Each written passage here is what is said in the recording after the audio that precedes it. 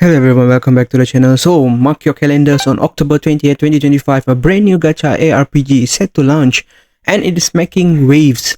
So, the game is Duel Night Abyss, a game that promises to break away from the usual Gacha frustration we have all come to know too well. Yes, this game do not have a Gacha system and I will break down how you can pull for characters or weapon in this game. But before that, let me give a small narrative on how this game works. It is a dual perspective story, same as Wuthering Wave or Genshin Impact, where you can choose between two characters, male or female protagonists. And it has a very fast and fluid combat and innovative approach to progression. And this could be a game that changes how we think about gacha games. Today we are diving deep on story, combat, gear system, companions, movement, and yes, even the gacha side of the things. By the end of the video, you will know why exactly Duel Night Abyss is worth keeping on your radar. So let's jump into the video. At the heart of Duel Night Abyss, it is a dual narrative system. As I mentioned before, you can choose between two protagonists, each with their own distinct perspective and storyline.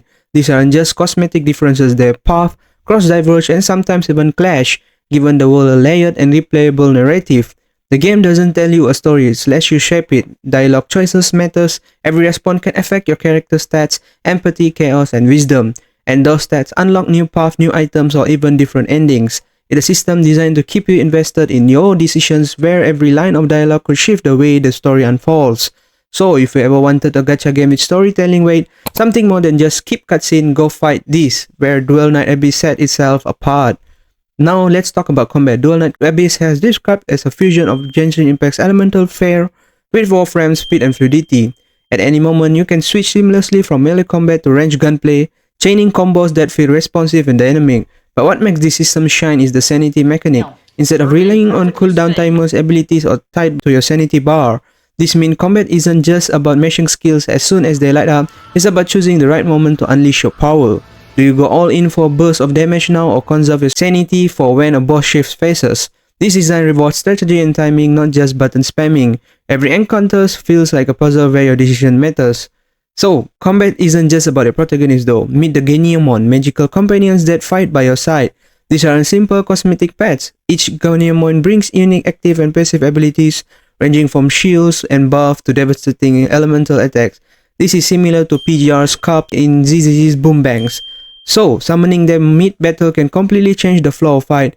Picture yourself surrounded, low on health, and suddenly your Geniamon drops in with a shield that saves your run. Or maybe you are on the offensive and you call one in to unleash a barrage that wipes out an enemy wave. This companion system adds another tactical layer to the already diverse combat. It's not just you versus the enemy, it's you, your weapons, your skills, and your Geniamon working in harmony. Next, one of the biggest frustrations in gacha games has always been gear RNG. Grinding endlessly for the perfect role only to get garbage stats. We all have been there. Duel Night Abyss tackles this problem head on with the Demon Wedge system. Here's how it works. Demon Wedges are equipment modifiers that come with non-stats. No random lottery, no endless rerolls. When you earn a craft wedge anew, you know exactly what you're getting. Even better, wedges aren't just flat stat boosts. They can actually alter your abilities. Imagine a wedge that can change the way your dash attack works, or one that modifies how a bullet ricochet. And to make it even sweeter, wedges are shareable between characters. That means your investment into gear progression isn't locked to one unit. You can spread the love across your roster. It's similar to Wuthering Waves ecosystem, where in TOA you can share your echo sets with different characters. It's a system built to respect your time while still rewarding optimization. Next, now let's talk about exploration. Movement in Duel Night Abyss is fluid and stylish, and in the live stream, the developers have mentioned that they already improved the movement by you don't need to click a lot of sprint, but you just double tap and they will run by themselves. This can make you feel a little bit comfortable when you are dashing with your characters. You have got dashes, slide walls, and wall climbs, and the highlight is the Helix Leap. This move lets you vault vertically, turning the environment into your playground. Combat and exploration both benefit from this mobility. Picture yourself dodging a boss massive A or E, only to leap skyward and rain down gunfire from above. Or imagine scaling a towering structure to uncover hidden loot. The verticality of movement makes the world feel alive and dynamic, encouraging you to explore beyond the beaten path. Of course, no gacha is complete without the gacha, but here's where Duel Night Abyss makes a bold statement. So in the live stream, they have mentioned that the way the game is going to be is that you need to pull some kind of shatter coins or shatter tokens that you need to pull your characters or weapon.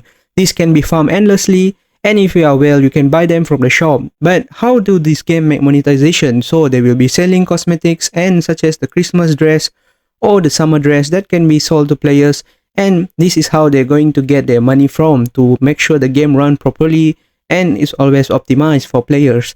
So I hope that in future we may get more skins and cosmetics so that whales can spend their money. And this game is extremely free to play because you can always get the free characters by just farming the materials and shards needed for the weapon crafting or character crafting. It seems you need 30 of the shards to pull one character, and you also can max out the characters' dupes just by farming their shards. So this is extremely new to gacha games because all of the time we see 50-50 in Wuthering Wave or 50-50 in Genshin Impact ZZ. All the gacha games have 50-50 system. So this is the first game that is going another way, where an open world game have a shard system where you just have to farm for the shards and get certain characters. So sum it up all, Duel Night Abyss is shaping up to be more than just another gacha RPG. It's a game built on choice consequences, both in story and combat. It's a game that respects your time, with smart system that cut down on RNG frustration, and above all, it's a game that looks and feels incredible to play. Whether you are here for the narrative, the fluid combat, the company system, or just the promise of fairer gacha experience, this is a title worth watching.